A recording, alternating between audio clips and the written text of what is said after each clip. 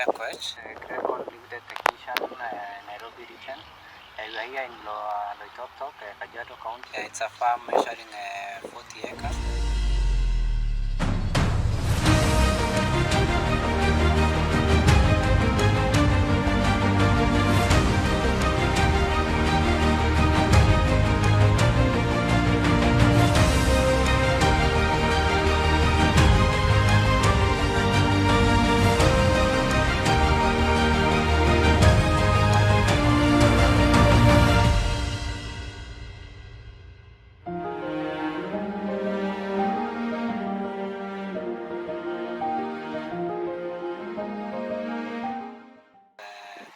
We started from installing the main lines, which is 160 mm, and then the other main lines are 10 mm, and it's successful.